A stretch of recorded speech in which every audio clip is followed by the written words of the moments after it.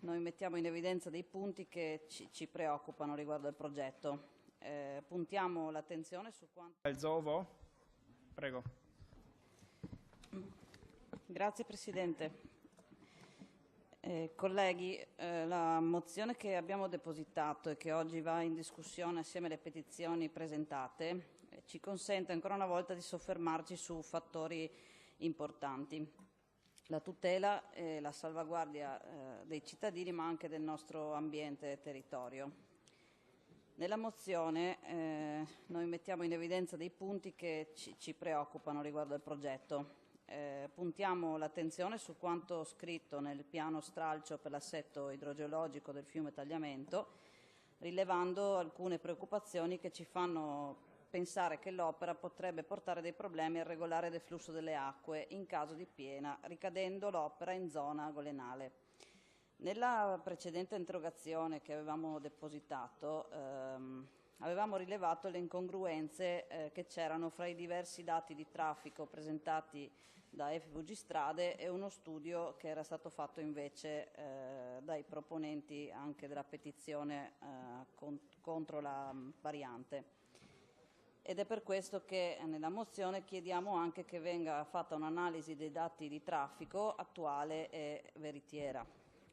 L'assenza di un'analisi costi-benefici del progetto e il percorso avviato dal Veneto e il Friuli per la redazione di un piano di gestione del rischio alluvioni nell'ambito della direttiva alluvioni, anche questi sono dati da tenere in considerazione.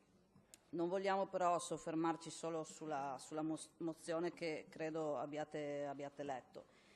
Il ponte sulla quale transitano e transiteranno i mezzi pesanti presenta, come da relazione effettuata da FVG Strade, da un ingegnere, delle criticità. Innanzitutto il ponte è del 1923 e a quell'epoca non si prevedeva l'utilizzo di acciaio nelle strutture. Le foto allegate alla relazione mostrano che le infiltrazioni d'acqua hanno portato alla formazione di diverse crepe. Nelle conclusioni della relazione si evince che la situazione è soddisfacente, ma che il ponte ha comunque bisogno di un intervento di straordinaria manutenzione che possa rimediare alle criticità riscontrate e che è necessaria una valutazione sul comportamento del manufatto nei confronti di azioni sismiche. E in base a queste conclusioni fatte, uno degli impegni che abbiamo chiesto nella mozione è proprio quello di effettuare una verifica strutturale sul ponte, su un investimento economico così importante che ultimamente è stato anche ritoccato nel suo costo totale. Riteniamo che una verifica strutturale a garanzia però della sicurezza del ponte, visto che lì sopra continueranno a passarci camion e autovetture, sia quantomeno plausibile chiedere. La terza richiesta che facciamo, sempre in coerenza quanto abbiamo più o meno sostenuto sempre, è che venga valutata un'alternativa su rotaia. Riteniamo che il trasporto sulla rotaia delle merci e non su strada assicuri sia la salute per i cittadini ma anche una maggiore sicurezza stradale, sia per questo tipo di opera ma per qualunque altro tipo di opera. Se non cominciamo a puntare appunto sull'intermodalità per mettere i container e i camion su rotaia e disincentivare l'uso della strada e l'autostrada, non riusciremo mai a cambiare questo sistema. La pianificazione, la direzione di dove si vuole andare o come lo vogliamo fare spetta alla Regione e a nostro avviso dovremmo cominciare a muoverci verso questo verso. Oggi la variante ovviamente la chiede Dignano, domani verrà fatta quella di Barbeano, poi magari anche San Vito ne chiederà una e magari più avanti anche il paese successivo e quello ancora successivo. Noi ci chiediamo se è questa la direzione in cui vogliamo continuare ad andare. Il discorso programmatico di insediamento della Presidente prevedeva, tra le altre cose, appunto il superamento di questo progetto denominato variante di Dignano, però abbiamo visto che non è andata così e il progetto ha proseguito il suo iter. Leggendo i documenti contenuti nel CD che abbiamo richiesto a FVG Strade, nella relazione idraulica, nella parte delle conclusioni, si parla di zone del progetto ricadenti in area golenale, in aree di pericolosità idraulica P4, che ricordiamo essere di pericolosità idraulica molto elevata. Altre zone invece ricadrebbero in aree P2, che sono comunque zone che sono classificate come aree di pericolosità idraulica media. Dico potrebbe perché nella relazione stessa viene specificato che questa, per ricadere nella zona P2 dovrebbe essere modificato l'attuale proposta di piano stralcio dell'assetto idrogeologico. In assenza di questa modifica comunque l'intervento ricadrebbe in zona P4. Continuando nella lettura, nella valutazione di incidenza ambientale si legge che la realizzazione dell'opera porterebbe scompensi di media importanza alla flora e fauna della zona interessata, per lo più dovuta alle interferenze derivanti dall'inquinamento atmosferico, acustico e delle polveri sottili causate dalla realizzazione delle opere e dell'esercizio dell'infrastruttura stradale.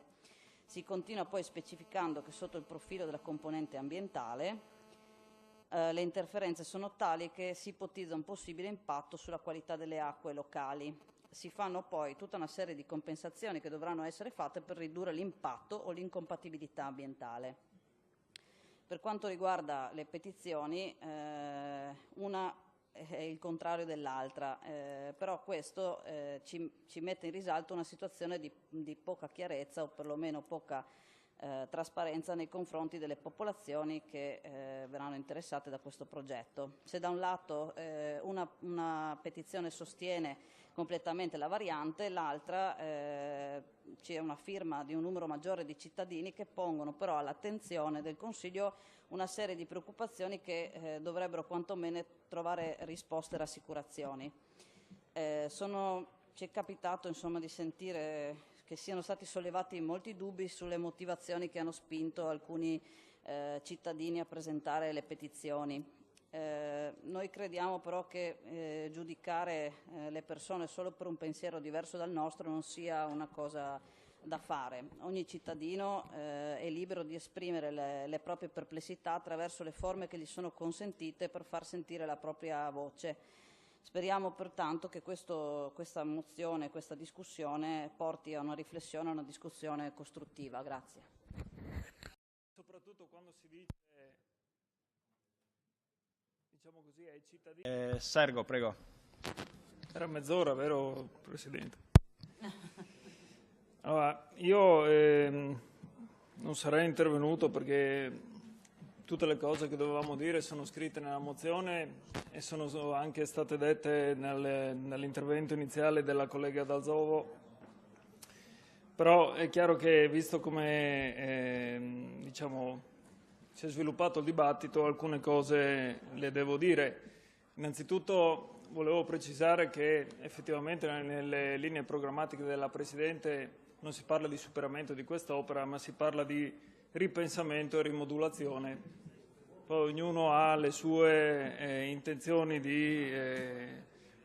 diciamo, di capire cosa vuol dire ripensare e rimodulare un'opera, e soprattutto quando si dice, diciamo così, ai cittadini che rimoduleremo un'opera, lasciando intendere che quell'opera e quei progetti sono vecchi di 20 e 30 anni, probabilmente i cittadini talvolta possono anche capire che quelle opere o non si fanno oppure vengono cambiate. Sbagliano i cittadini come al solito.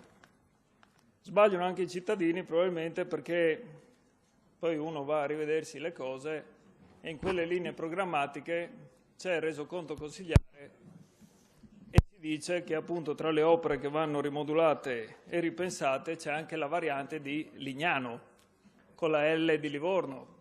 Anche qua probabilmente ha sbagliato qualche cittadino che ha sentito Lignano, mancava Sabbiadoro e invece si parlava di Dignano in provincia, no? Un po' più su, in provincia di Pordenone.